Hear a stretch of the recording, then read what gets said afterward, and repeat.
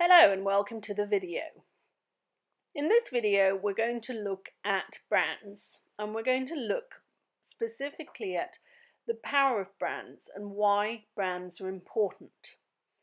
So as you probably know, companies invest a huge amount of money, people, time, resources in managing their brands. Also, in terms of marketing research, there's an increasing amount of research coming out now in marketing about brands and about branding and why it's important. So the purpose of this video is just to get you thinking about brands and what they really mean and why are they important and why are they so powerful and what separates the big brands perhaps from the lesser known brands. So if you just have a look around now and see how many brands you can see.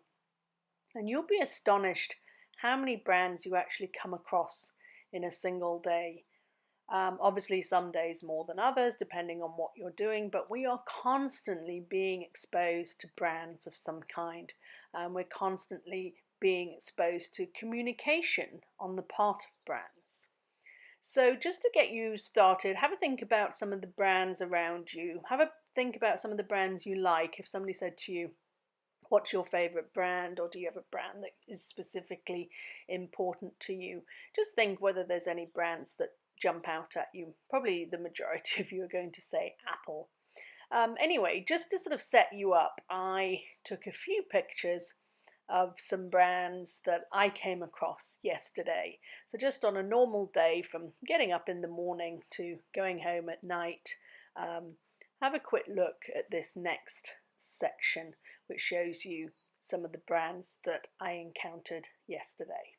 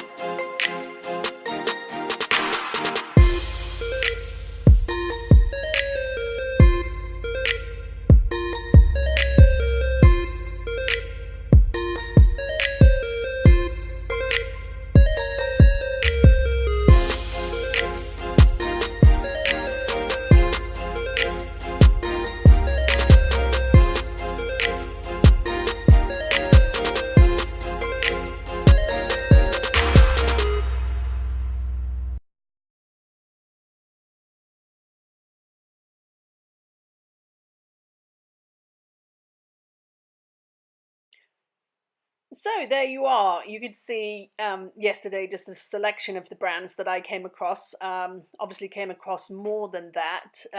Often when you're driving, you'll see commercials, you'll see billboards, you'll see signs for various big brand gas stations and supermarkets and all of those things.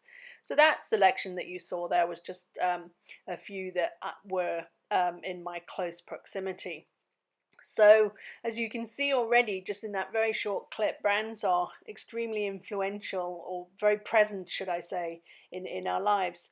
So, what I'd like to do now is just have a think about what does that brand actually mean, and why is the brand itself so important for the firm. So, let's start off by, first of all, defining what we mean by brand.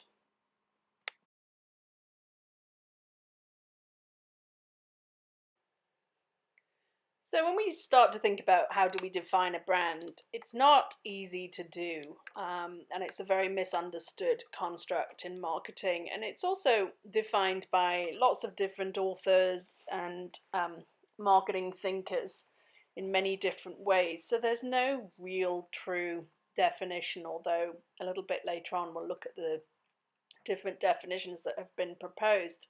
But one thing to note straight away is it is more than a logo. So it is not a logo. If you see the Nike swoosh and you ask people, is this a brand? That in itself is not a brand. That is a symbol of the brand. So the brand itself is constructed of many different components, and the logo is one simple component of the brand. And here you can see that the brand is also defined in terms of stories. So there's a lot of storytelling behind brands. So for instance, if you think of Patagonia, you'll see here there's a book written by the founder of Patagonia called Let My People Go Surfing, and that is a brand that is built on fun and outdoor culture and activity and all of those things. We also think of brands in terms of life cycles, and in terms of heritage. So if you think about the Coca-Cola brand, it's a brand that has been around for a long time, and it's a brand that is one that is steeped in heritage. We also think of brands in terms of personalities. So if you think of Virgin or Virgin Atlantic, that's an example of a brand that is based around the CEOs and the CEO and founder Richard Branson's own values and own behaviors and personality.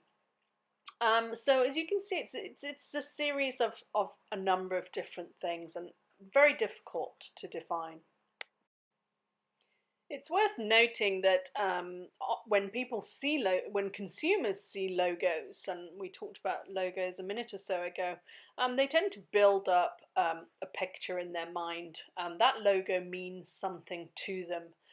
It occupies a space in their mind, and there are associations with all of these logos which have different meanings to different consumers. So let's look a little bit more now in terms of the academic view, the strategic thinkers in marketing, and see how they describe brand for us. So you can see here a number of different definitions of how various leaders in marketing have defined brand over the years. And there's no right or wrong definition here. It's basically up to you to read these and choose the one that makes the most sense for you. So I'll just give you a minute to have a look at these.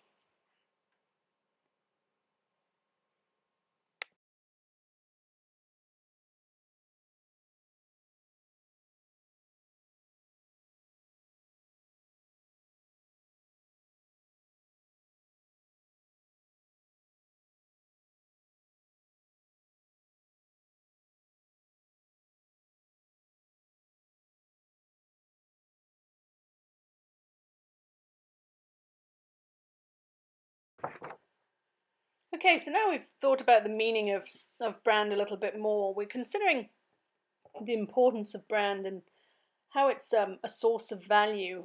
And it's a source of value for both consumers and the firm.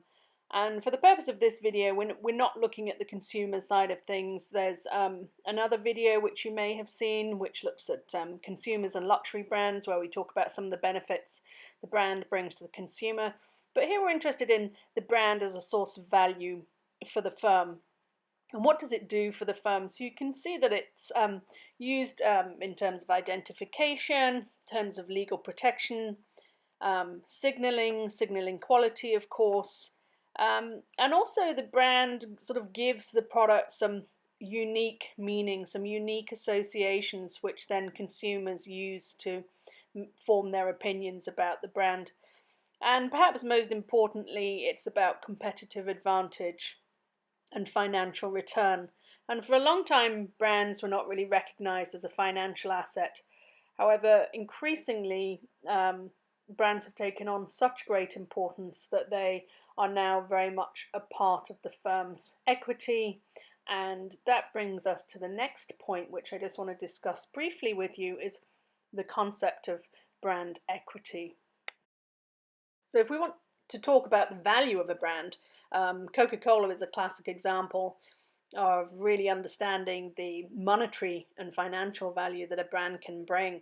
You can see from this infographic here that Coke's market cap, which includes just the value assigned to the brand, is $120 billion, and not including the brand value, it's $50 billion. So we can see just from this one snapshot that the actual value of Coca-Cola brand, or the Coke brand itself, is $70 billion. So that's a great example for you to use if you want to explain the value assigned to a brand alone. So following on from that great example about Coke and the value of the brand itself, we've come on to the topic of brand equity. And brand equity was first brought to our attention really by David Aker in 1996. And we use his definition in the academic literature now. And brand equity is the set of assets that are linked to a brand's name and symbol that adds to the value provided by a product or a service to the firm and that firm's customers. So let's have a little quick look at how this works in practice. So one of the examples that I like to use for my students to explain brand equity, and really to close with showing you the power of the brand for the firm, is this example. And I was shopping in the United States in a store called Walgreens. It's not a particularly high-end store. It's sort of a bit like Kmart or Walmart. And I came across these two types of talcum powders. One on the left is from Walgreens, that's Walgreens' own brand, and the one on the right is from a big pharmaceutical company called Johnson & Johnson, a massive brand. And I took both of these off the shelf, and I looked at the ingredients, and I looked at the weight, and I looked at the price. And the actual contents of both of these containers is exactly the same, i.e. baby powder. And then I looked at the size and the weight, and those two were identical. And the Walgreens brand is $3.29 for this, and the Johnson & Johnson baby powder is $5.29.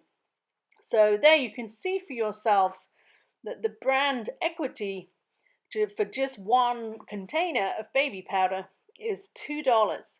And that $2 is purely attributed to the Johnson & Johnson brand name. And some people, many people in fact, will buy the Johnson's baby powder because it's got the brand. And therein lies the power of branding. So that's just a simple example for you to see what we've been talking about in this video, and to really get thinking about the power of the brand and what the brand actually means to the firm. So thank you very much for watching, and I hope you've enjoyed the video.